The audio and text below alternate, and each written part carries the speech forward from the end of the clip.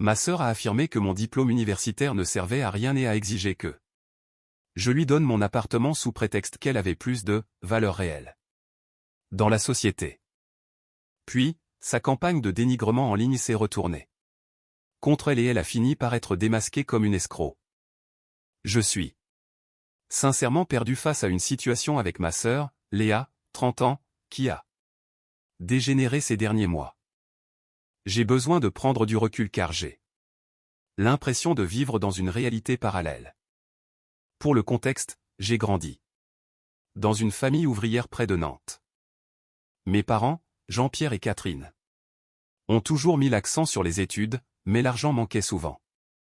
Léa a abandonné le lycée à 17 ans pour travailler dans la vente, disant que la fac était une arnaque pour les pigeons. De mon côté, j'ai cumulé 3 petits boulots pour financer mes études à l'université de Nantes, dont je suis sorti diplômé d'un master en informatique. Après des années de stage et de poste de débutant, j'ai enfin décroché un poste d'ingénieur logiciel dans une boîte tech. Avec un salaire confortable. Il y a 6 mois, j'ai emménagé dans un bel appartement de type T3 dans le centre-ville. Rien de luxueux, juste un immeuble moderne avec de bonnes prestations et une pièce pour mon bureau, indispensable. Car je suis en télétravail. Le loyer représente environ 30% de mes revenus, ce que j'ai soigneusement budgétisé. Léa vit toujours dans notre maison d'enfance. Avec nos parents, en versant une participation minime pour les charges. Le problème a commencé quand Léa a visité mon appartement pour la première fois. Elle a traversé chaque pièce avec une expression étrange, prenant des photos et murmurant des choses comme « ça doit être sympa » et « certains reçoivent tout » sur un plateau. Quand je lui ai montré mon bureau, elle a ri amèrement et a dit « une pièce entière juste pour ton ordinateur ». Les vrais gens ont besoin de chambres pour vivre, pas pour des écrans. J'ai essayé d'expliquer que je travaille de chez moi 3 jours par semaine et que j'ai besoin d'un espace dédié, mais elle m'a coupé la parole. Tu vois, c'est ça ton problème. Mathieu. Tu crois que rester assis devant un ordi toute la journée, c'est du travail? Moi, je suis dans le monde réel depuis mes 17 ans. Je sais ce que c'est que de galérer vraiment. La conversation a dégénéré à partir de là. Elle s'est mise à lister toutes les raisons pour lesquelles mon éducation m'avait rendu mou et déconnecté de la réalité. Selon elle, mon diplôme n'est qu'un morceau de papier qui a coûté des milliers d'euros, alors que son intelligence de la rue et son expérience de vie valent plus que n'importe quel cours magistral. Tu ne tiendrais pas une journée en magasin, a-t-elle lancé. Ah. Gérer de vrais clients, de vrais problèmes, pas tes problèmes informatiques. Imaginaire inventé par d'autres fils à papa pour vous donner du boulot. J'étais scotché. Je lui ai rappelé les années où je bossais en caisse pour payer mes bouquins, les nuits à réviser jusqu'à 3 heures du matin tout temps. Travaillant à plein temps, les dîners de pâtes éco et les colocations à 4. Dans des appartements miteux. Mais elle a balayé tout ça d'un revers de main. Ce n'est pas de la vraie galère, a-t-elle insisté. La vraie galère, c'est de ne pas avoir le compte épargne de papa pour se reposer dessus. Pour préciser. Nous n'avions aucun compte épargne. J'ai encore un prêt étudiant de 28 000 €. Que je rembourse chaque mois. La visite s'est terminée sur sa déclaration. Affirmant qu'il était criminel que j'ai un T3 alors qu'elle était coincée chez nos parents. C'est ça qui ne va pas en France, a-t-elle dit. Les gens qui travaillent vraiment n'ont rien, alors que les petits génies de l'informatique qui sont allés dans leurs petites écoles reçoivent tout. J'ai essayé de lui suggérer de mettre de l'argent de côté pour prendre son propre appartement, ou même de passer le DAU pour reprendre ses études, mais elle a explosé. Et voilà. Le monsieur diplômé pense que tout le monde a besoin de ces précieuses études pour mériter un peu de dignité humaine. Elle est partie en trombée. J'ai cru que c'était fini. Mais au cours des semaines suivantes, elle a lancé une campagne en m'envoyant des articles sur les diplômes inutiles et la Supériorité du terrain sur la théorie. Chaque repas de famille devenait un cours magistral sur la façon dont l'éducation formelle est une escroquerie, dont la vraie intelligence ne s'apprend pas dans un amphithéâtre. Mes parents sont restés neutres au début, mais Léa a commencé à les manipuler. Elle leur racontait des histoires sur ses clients diplômés qui ne savaient même pas comment faire un retour d'article sans pleurer. Elle leur montrait des vidéos TikTok d'artisans gagnant plus que des ingénieurs. Elle les a convaincus que mon travail était temporaire et fictif, alors que son poste dans la vente était essentiel et à l'épreuve de la crise. La semaine dernière, elle m'a envoyé un long message disant qu'elle avait fait des recherches et déterminé que le logement devrait être distribué en fonction de la contribution réelle au monde, et non des titres de papier. Elle a même utilisé la phrase « de chacun selon ses capacités, à chacun selon ses besoins », ce qui était ironique puisqu'elle ne l'avait certainement pas apprise à l'école. Le point de rupture est survenu hier. Elle m'a appelé pour m'informer qu'elle avait trouvé la solution, puisque mon diplôme est inutile dans le monde réel et que son expérience pratique a plus de valeur, nous devions échanger nos logements. Elle prendrait mon T3 et je retournerai vivre chez nos parents, là où est la place des enfants de la fac, qui vivent dans un monde imaginaire. Quand j'ai ri en pensant qu'elle plaisantait, elle est devenue mortellement sérieuse. Je ne plaisante pas. Mathieu. Il est temps que tu apprennes que ton petit master ne te rend pas meilleur que moi. Dans le monde réel, celui qui sait survivre mérite les ressources, pas celui qui a appris des manuels par cœur. Je suis sans voix. Comment répondre à ça? Elle a créé tout un récit où l'éducation est sans valeur, ce qui justifierait qu'elle mérite mon appartement. J'ai travaillé dur pour tout ce que j'ai, mais elle agit comme si mon diplôme était apparu par magie et générait de l'argent tout aussi magiquement. Est-ce que quelqu'un a déjà eu affaire à des membres de sa famille qui utilisent un sentiment anti-étude pour justifier le fait de vouloir vos biens? Comment avoir une conversation rationnelle avec quelqu'un qui a décidé que les réussites qu'il n'a pas sont forcément sans valeur? Mise à jour 1. 2 semaines plus tard. Je n'arrive pas à croire que je sois déjà de retour ici, mais la situation avec Léa a atteint des niveaux inimaginables. Après mon premier poste, beaucoup d'entre vous m'ont prévenu qu'elle préparait quelque chose de plus gros. Vous aviez raison. Suivant vos conseils, j'ai eu une conversation calme avec Léa, essayant de comprendre son point de vue tout en maintenant fermement mes limites. Je l'ai invitée à prendre un café dans une brasserie et j'ai tenté de valider son expérience tout en expliquant que nous travaillions tous les deux dur, mais de manière différente. Grosse erreur. Elle est arrivée avec un cahier, un vrai cahier, où elle documentait ce qu'elle appelle l'épreuve du privilège académique. Elle avait des captures d'écran de mon LinkedIn soulignant chaque réussite. Elle avait calculé combien d'heures de travail en magasin équivalait à un semestre de fac. Elle avait même trouvé des statistiques sur les revenus des diplômés par rapport aux non-diplômés, mais en les tordant pour soutenir son argument selon lequel le système est truqué pour des gens comme toi. Tu vois, Mathieu, a-t-elle dit en étalant ses papiers sur la table comme un procureur présentant des preuves, ça prouve mon point de vue.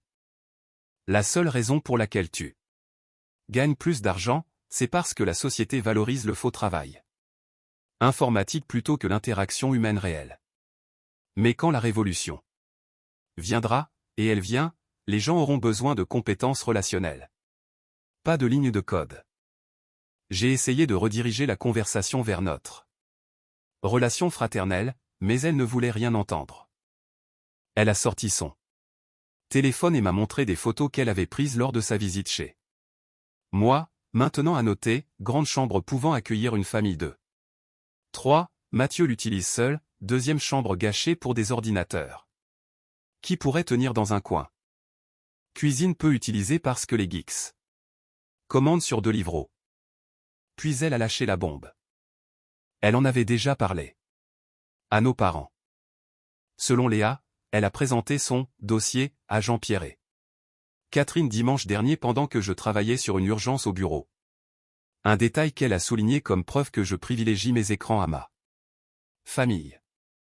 Elle leur a dit qu'elle étudiait la justice sociale et qu'elle avait appris que les gens avec des diplômes supérieurs accaparaient les ressources des travailleurs français. Je leur ai expliqué fièrement que tu participes à l'inégalité systémique en gardant un T3 alors que tu pourrais facilement vivre dans un studio. Chaque nuit où tu dors seul dans ce grand appart, c'est une nuit où un vrai travailleur, quelqu'un qui contribue vraiment à la société, est coincé dans sa chambre d'enfant. Elle avait apparemment préparé toute une présentation pour nos parents, avec des articles imprimés sur l'inflation des diplômes et l'arnaque des grandes écoles. Elle leur a montré des histoires de gens qui ont réussi sans bac et de doctorants au chômage. La pièce maîtresse était son calcul selon lequel ses 10 ans d'expérience dans la vente devraient être équivalents à un master en économie appliquée. Maman a pleuré, m'a dit Léa avec satisfaction. Elle a enfin compris comment le système éducatif l'a convaincu qu'un de ses enfants valait plus que l'autre juste à cause d'un morceau de papier. J'étais sans voix. Notre mère avait fait des heures sup pour m'aider à payer mes premiers frais d'inscription. Elle était si fière à ma remise des diplômes, mais selon Léa, elle voit maintenant cela comme une forme de discrimination. Léa s'est penchée vers moi avec un ton qu'elle pensait probablement compatissant. Ce n'est pas de ta faute, Mathieu. Tu étais jeune et tu t'es fait aspirer par le complexe industriel universitaire, mais tu as maintenant une chance de réparer ça. Papa et maman sont d'accord. Il est temps d'instaurer l'équité dans cette famille. J'ai demandé ce que signifierait l'équité dans ce contexte, tout en redoutant la réponse. C'est simple, a-t-elle dit. Tu as eu 5 ans d'études payées par des prêts que tu finiras par rembourser. Pendant ces 5 ans, j'étais dans la vie active à contribuer à la société. Donc, pour les 5 prochaines années, tu devrais subventionner mon logement pour compenser ce temps perdu. C'est juste. Elle avait fait les calculs, si je payais pour quel est un appartement équivalent au mien pendant 5 ans, cela équilibrerait l'avantage injuste que mon éducation m'avait donné. Alternativement, nous pourrions simplement échanger nos appartements maintenant, et elle considérerait que nous sommes quittes, même si, selon ses calculs, je lui devrais encore de l'argent. Léa, ai-je dit. Lentement, j'ai travaillé pendant mes études. J'ai payé ma formation. Je la paie encore, et mon travail n'est pas faux. Je crée des logiciels qui aident des milliers de gens. Elle a ri. Un vrai rire moqueur. Tu appuies sur des boutons pour faire apparaître des choses imaginaires sur des écrans. Moi, j'aide de vrais humains à résoudre de vrais problèmes chaque jour. Mais continue de te raconter que tes logiciels sont importants. Quand le réseau électrique tombera, on verra de qui la société a vraiment besoin.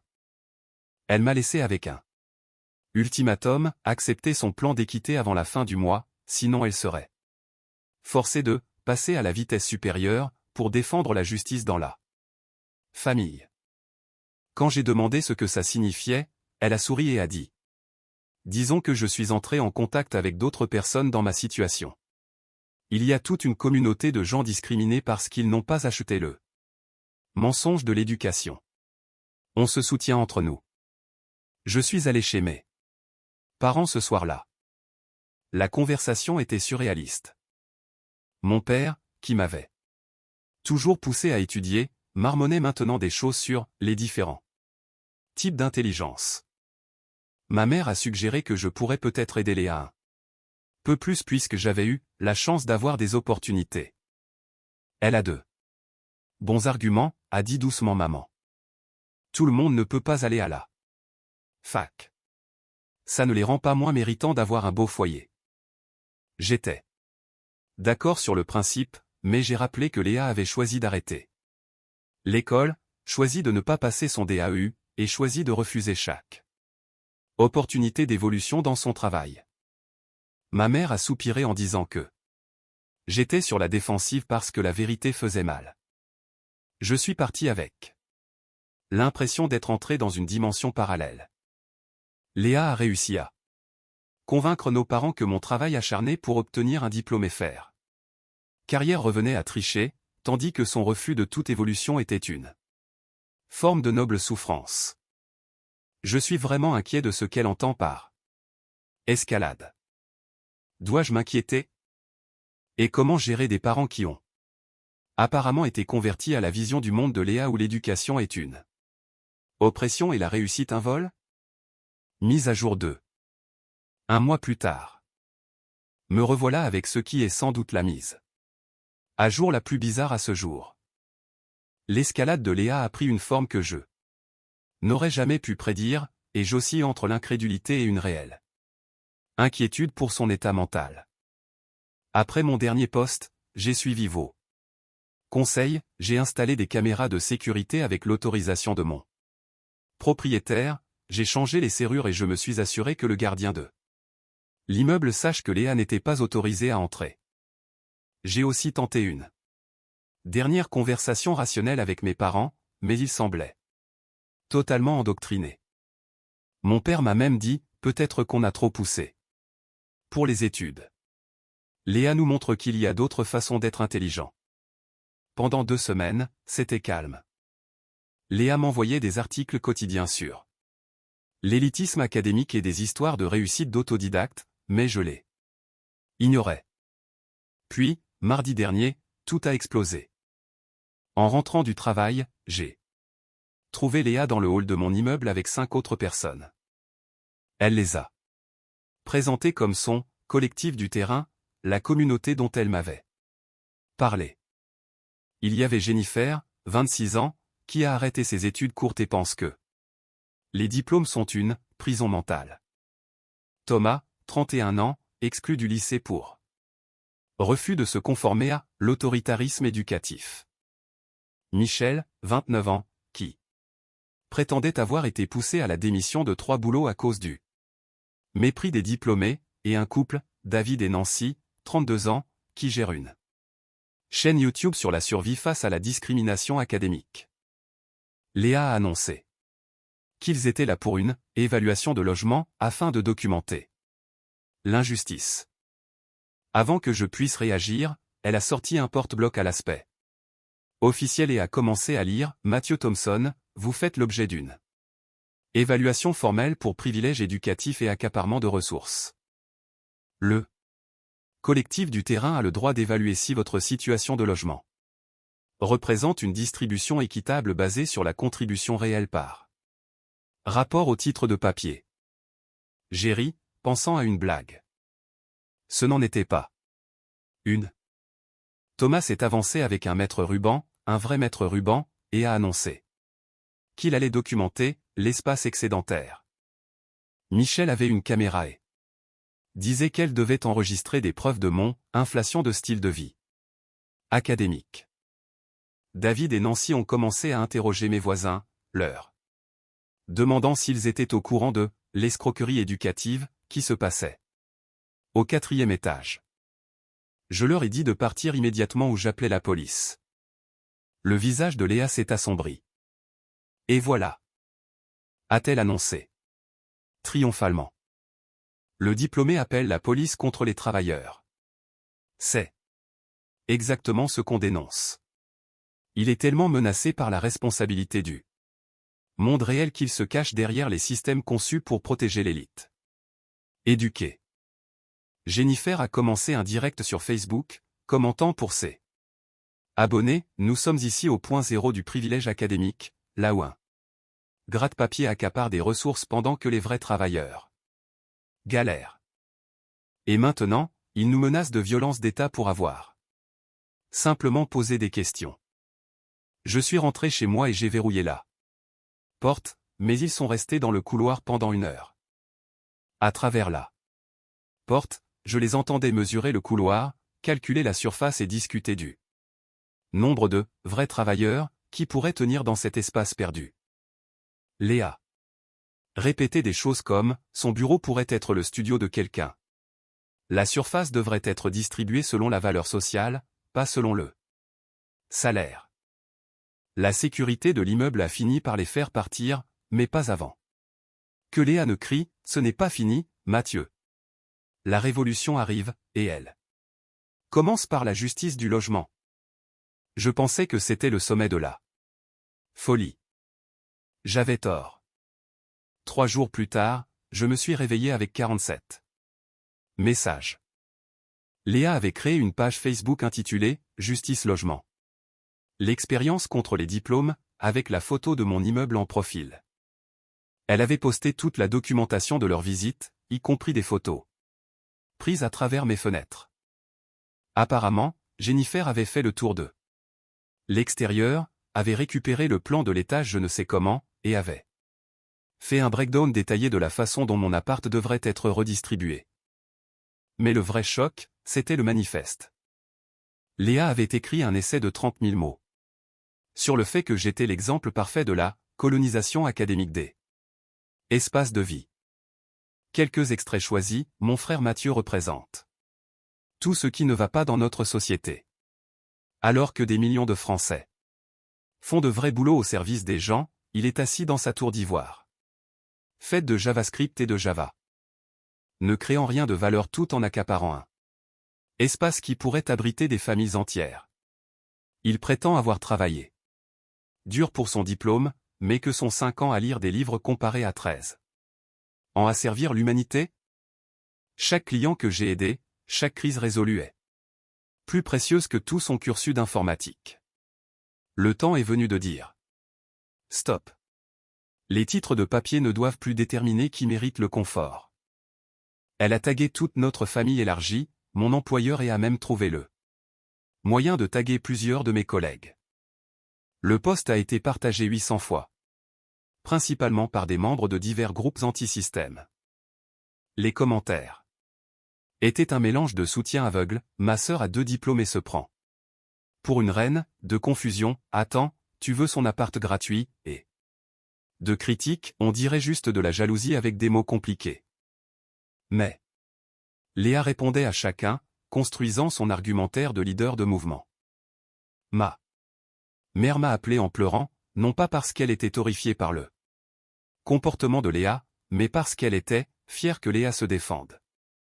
Mon père m'a envoyé un SMS me demandant si je ne pourrais pas juste la laisser vivre dans ma chambre d'amis, pour ramener la paix. Puis est venu le coup de grâce. Hier, Léa a envoyé un message groupé incluant mes parents et plusieurs oncles et tantes.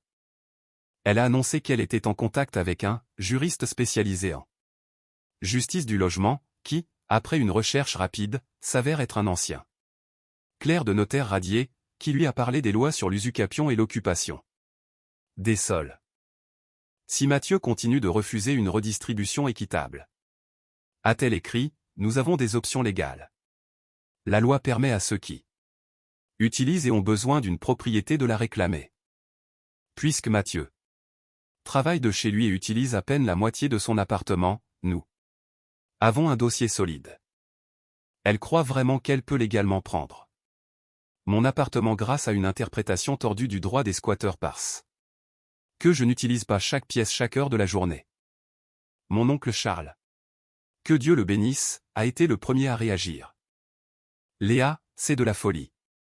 Tu ne peux pas prendre l'appart de quelqu'un parce que tu n'aimes pas le fait qu'il soit allé à la fac.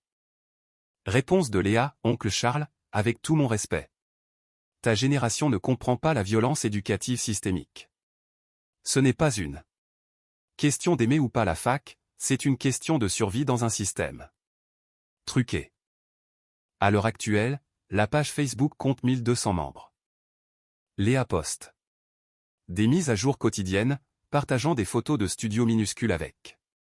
Pour légende, voici où vit un chef de rayon, à côté de photos de beaux appartements légendés, voici où vit un codeur, voyez l'injustice. Elle a annoncé une marche pour la justice du logement devant mon immeuble le week-end prochain. J'ai consulté un vrai avocat qui m'a assuré qu'elle n'avait absolument aucun droit légal et que sa compréhension du droit était totalement fausse. Il a suggéré une mise en demeure, ce que j'envisage. Le plus frustrant, c'est que je reçois des messages de parfaits inconnus me racontant leur propre histoire de frères ou sœurs diplômés qui accaparent les ressources. Léa a touché une veine de ressentiment que je ne soupçonnais pas. Comment en est-on arrivé de « la fac c'est pas pour moi » à « je mérite ton appart parce que tu es allé à la fac ?» Mise à jour 3. 2 mois plus tard. Ce sera probablement ma dernière mise à jour. Car la situation a trouvé une issue, mais pas du tout comme je l'aurais imaginé. Les 2 derniers mois ont été une leçon sur la façon dont le sentiment d'impunité et le délire peuvent mener à l'autodestruction complète.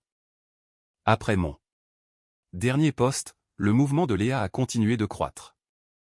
La marche a bien eu lieu, avec environ 40 personnes défilant autour de mon immeuble avec des pancartes, les diplômes ne méritent pas de chambre, et logement égale droit humain. Léa a fait un discours me désignant comme le patient zéro de l'épidémie d'accaparement de logements. Le syndic de l'immeuble n'a pas du tout apprécié. Ils m'ont envoyé des vidéos de surveillance où l'on voit Léa essayer de convaincre le personnel d'entretien de la laisser entrer parce que l'appartement lui appartient moralement. Elle a aussi appelé l'agence immobilière en se faisant passer pour moi pour essayer de s'ajouter au bail. Quand ça n'a pas marché, elle s'est fait passer pour mon assistante sociale, prétendant que j'avais besoin d'un logement supervisé pour addiction à l'informatique.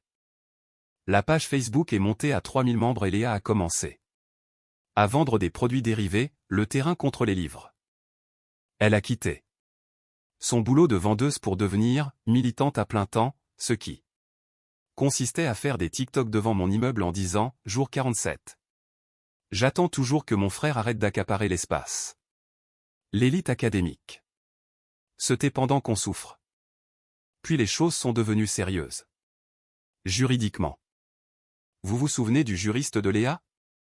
Il l'a convaincu d'engager une vraie poursuite, non pas pour l'appartement directement, mais pour préjudice moral causé par la discrimination éducative et l'inégalité de logement au sein de la cellule familiale.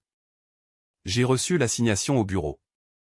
Elle réclamait 200 000 € de dommages et intérêts et une redistribution équitable des actifs de logement. Mon avocat a littéralement éclaté de rire.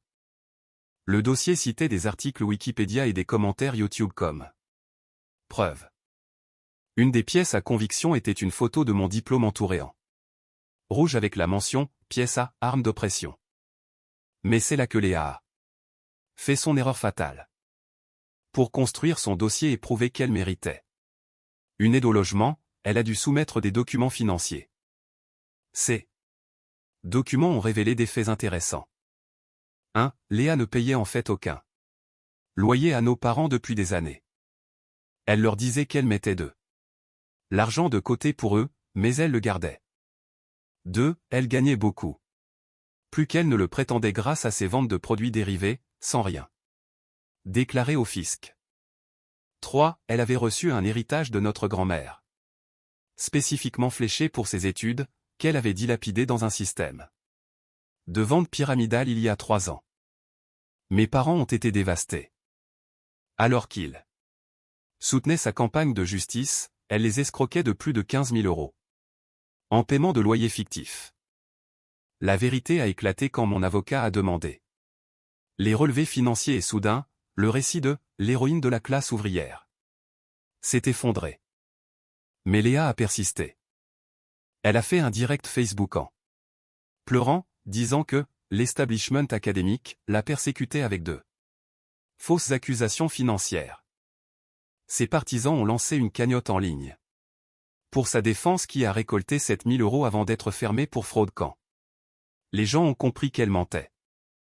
Le jour de l'audience le mois dernier, Léa est arrivée avec son collectif, essayant de transformer le tribunal en zone de manifestation. Jennifer s'est levée pendant l'audience pour annoncer que le juge était biaisé à cause de son diplôme de droit. Thomas a essayé de mesurer la salle d'audience pour prouver qu'elle était trop grande.